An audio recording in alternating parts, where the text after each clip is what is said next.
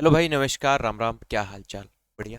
जैसे कि आप लोगों ने थंबनेल देखा है और काफ़ी सारी आप लोगों ने वीडियोस भी देखी होंगी, है ना, कि सर एनसीईआरटी जो है, एनसीईआरटी 2024 के अंदर, वैसे तो ये सेशन स्टार्ट हुआ था तभी से हो गया था चेंज। अभी जो बच्चों का फॉर्म आया है, सीटेट का फॉर्म आया है ना, तो बहुत सारे बच्चे सीटेट की तैयारी कर रहे हैं। तो सीटेट में आप सभी लोग जानते हैं, रीट हो चाहे सीटेट हो, ठीक है, ये जो टेट एग्जाम होते हैं, सीटेट में खासकर अपना एनसीईआरटी से रिलेटेड जो है पेपर में पूछा जाता है। एसटेट में भी पूछा जाता है आजकल, तो है ना, आजकल तो एसटेट में भी सिलेबस ऐसा ही हो गया है जो एनसीईआरटी से पूछा जाता है। ठीक है, तो उसके ऊपर चर्चा करेंगे, ठीक है, कि क्या हुआ है, क्या बदला है, ये एनसीईआरटी की जो किताबें बदल गई है, कौन कौन सी क्लास की क्या किताब बदली है, और अब जो नया आया है उसमें क्या है और क्या हम पढ़ें।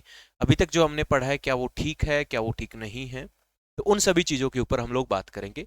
और टीचिंग एग्जाम से रिलेटेड हम लोग इस तरह की वीडियोस बनाते रहते हैं। आप लोग कमेंट बॉक्स में कमेंट कर देना आपको, और अगला किस टॉपिक पे आपको जो मन में डाउट होते हैं, मन में जो आपके शंका होती है, उसको हम लोग क्लियर करने का काम करते हैं। टीचिंग एग्जाम से रिलेटेड जो भी आप पेपर की तैयारी कर रहे हैं, वीडियो को लाइक कर दें, चैनल को सब्सक्राइब जरूर कर लें, नई वीडियो आपको मिलती रहेगी सरकार। चलिए, अभी फिलहाल के लिए दो बड़े मुद्दे हमारे पास। एक तो हमारे पास पीआरटी का जो पेपर आता है सर, लेवल 1 का जो पेपर 1 की बात करें, है ना, एक तो जो पेपर 1 आता है जो कि सबसे ज्यादा बच्चे देते हैं, पेपर 1 जो आता है, ठीक है, पेपर 1 के अंदर आपको पता है पीआरटी लेवल आता है ना, पीआरटी लेवल का आता है, पेपर 1 आता है, ठीक है। पेपर 2 जो आता है बच्चा, पेपर 2 आता है 6 से 8th क्लास तक का सीटेट के अंदर, ठीक है। एसटेट के अंदर ऐसा नहीं होता, एसटेट के अंदर आता है टीजीटी, ठीक, और पीजीटी, 3 लेवल होते हैं। अब पेपर 1 जो होता है, लेवल 1 जो होता है, वो सभी के लिए बच्चा एक समान होता है ना। अब यहाँ पर क्या होता है, जो मेन सब्जेक्ट होते हैं ना भाई पीआरटी के अंदर, वो हमारा होता है मैथमेटिक्स, और हमारा होता है बच्चा ईवीएस, है ना। अब यहाँ पर हुआ क्या है, यहाँ पर बच्चा क्लास थर्ड की जो है ना, क्लास थर्ड की जो ईवीएस की बुक है उसके अंदर बदलाव किया गया है, ठीक है। मैथमेटिक्स की बुक के अंदर भी बदलाव किए गए हैं, ठीक है, इसकी बुक में भी आपको चेंजेस देखने को मिलेंगे। अब सर इससे क्या फर्क पड़ा? इससे कोई फर्क नहीं पड़ा, है ना। हुआ क्या है, कुछ भी फर्क नहीं पड़ा। आपके कुछ टॉपिक, जिस तरह से क्लास 6 की जो साइंस की बुक आती थी उसका नाम बदल दिया, क्रियोसिटी के नाम से आती है आप ये बुक, है ना। ईवीएस की बुक आती थी, इसका टाइटल बदल दिया सर, इसका क्या बदल दिया, इसका टाइटल बदल दिया, इसके नाम बदल दिए हैं किताबों के। सीधी सी कहने की बात है कि किताबों के ना नाम बदल दिया गया है ना, किताबों के नाम बदल दिए गए हैं। और हो सकता है इसमें से कुछ चैप्टर जो है ना, अगर आप इनको ध्यान से देखेंगे, चीजें वही है, सेम टू सेम वही है, कुछ चैप्टर्स जो है ना उनको मर्ज कर दिया गया है, कुछ चीजें चैप्टर्स जो है एक तो कट कर दिए गए हैं। तो आपके ऊपर कोई ज्यादा सा फर्क पड़ने वाला नहीं है।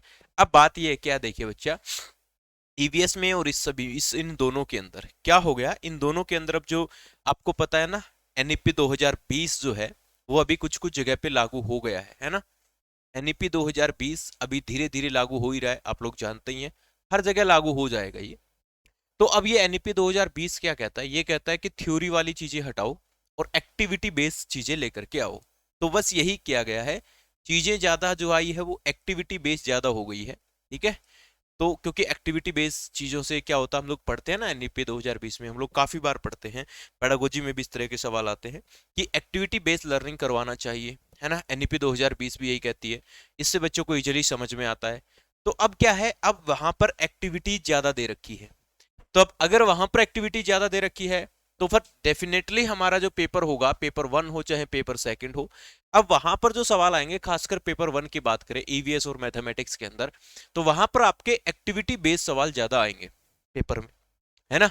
तो इसीलिए भाई साहब न्यू वाली एनसीईआरटी बाकी वही है, ठीक है। तीसरी क्लास का जो ईवीएस की एनसीईआरटी है, ठीक है, थर्ड क्लास की, खासकर मैथमेटिक्स में तो कोई दिक्कत आती नहीं बच्चों को, ईवीएस में आती है। तो थर्ड क्लास की ईवीएस की जो एनसीईआरटी उसमें थोड़ा बदलाव किया गया है। तो नए वाली ले आना, 60-50 रुपए की आती है, किसी भी दुकान से ले आना। और जो बच्चे पेपर 2 की तैयारी कर रहे हैं, वो अपने 6 क्लास वाली क्यूरियोसिटी ले आना, ये भी अपने 50-60 रुपए की मिल जाएगी, किसी भी दुकान से एनसीईआरटी की बुक मिल जाती है, सस्ती मिलती है, ज्यादा महंगी नहीं होती। तो इनमें क्या किया गया है, इसमें कुछ नहीं किया गया, बस चीजों को एक तो क्या किया गया है, कुछ चैप्टर हटा करके कुछ चैप्टर्स को मर्ज कर दिया गया है। इसका मतलब आपकी तैयारी के ऊपर कुछ भी ज्यादा असर पड़ने वाला नहीं है। हाँ, देखिए 19-20 का असर पड़ता है, और ये मैं मानता हूं कि बस छोटा बड़ा कोई असर नहीं है, 19-20 का असर बहुत बड़ा होता है। जो बच्चा बिल्कुल किनारे पे जाके फेल होता है या बिल्कुल 1-2 नंबर से ही पास होता है, उनके लिए 19-20 का अंतर भी बड़ा अंतर होता है। तो इसीलिए आप नए वाले किताब भी जरूर लेके आए, पुराने वाले भी पढ़ें। ऐसा नहीं कि सर हम नए वाले पढ़ेंगे फिर पुराने वाले को छोड़ देंगे ना, पुराने वाले भी पढ़ो नए वाले भी पढ़ो, आपको अपने आप फर्क नजर आ जाएगा। बिल्कुल नामात्र सा ही फर्क है, कोई ज्यादा सा चेंज, इतना बड़ा चेंज नहीं है, इतना बड़ा हुआ नहीं है। तो एनसीईआरटी जरूर पढ़े। एक बार फिर से मैं आपको कह रहा हूँ, अगर आप लोग पेपर 1 की तैयारी कर रहे हैं या फिर एस्टेट की तैयारी कर रहे हैं, ठीक है, एस्टेट लेवल 1 या फिर सीटेट पेपर 1 या फिर एस्टेट का आता है बच्चा लेवल 1, ठीक है, एस्टेट का लेवल 1 जो आता है, इनसे मैं कहना चाहूंगा भाई आप लोग ना एनसीईआरटी पढ़ लो, बड़े अच्छे तरीके से एनसीईआरटी पढ़ लो, आपको कहीं कुछ भी जाने के आने की जरूरत नहीं है, ठीक है। तीस क्लास की, थर्ड क्लास की, फोर्थ क्लास की और फिफ्थ क्लास की, इन तीनों की क्या पढ़ लो बच्चा, एनसीईआरटी पढ़ लो, है ना। क्या पढ़ लो, इन तीनों की एनसीईआरटी पढ़ लो, कोई दिक्कत नहीं है, आपको कहीं भी कुछ भी जाने की जरूरत नहीं है।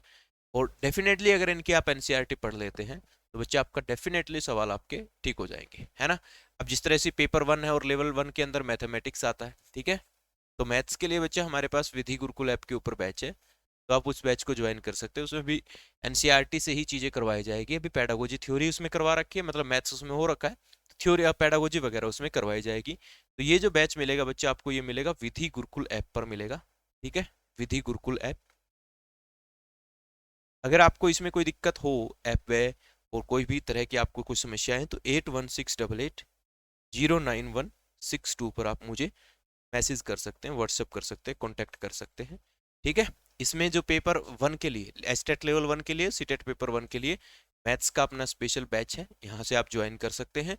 और बच्चा टीजीटी के लिए, टीजीटी साइंस के लिए भी हमारे पास बैच है, वो भी आप ज्वाइन कर सकते हैं, ठीक है। सीटेट पेपर 2 के लिए भी साइंस और मैथ साइंस का बैच जो है वो आप ज्वाइन कर सकते हैं। तो ये सारी चीज़ें अवेलेबल है। बस हाँ, एक चीज़ जरूर याद रखना है आपको, एनसीईआरटी जो है, नए वाले एनसीईआरटी है, उसमें पढ़ लो। उससे क्या होगा, आपकी जो एक्टिविटी बेस्ड सवाल है ना, वो आपके ना क्या हो जाएंगे, तैयार हो जाएंगे। और आप लोग कहेंगे सीटेट की प्रैक्टिस के लिए, तो हम लोग यूट्यूब पर भी क्लासेस शुरू कर देंगे सीटेट की प्रैक्टिस के लिए। एस्टेट के लिए हमारी क्लासेस चलती है, एस्टेट के पीवाईक्यूज हम करवा रहे हैं, तो यूट्यूब पर हम लोग, एस्टेट तो चल ही रहा है हमारा, एस्टेट 2024 की तो हम तैयारी यूट्यूब पर करवा रहे हैं, सारे सब्जेक्ट की करवाएंगे, स्पेशल कॉमन तो पूरा करवाएंगे।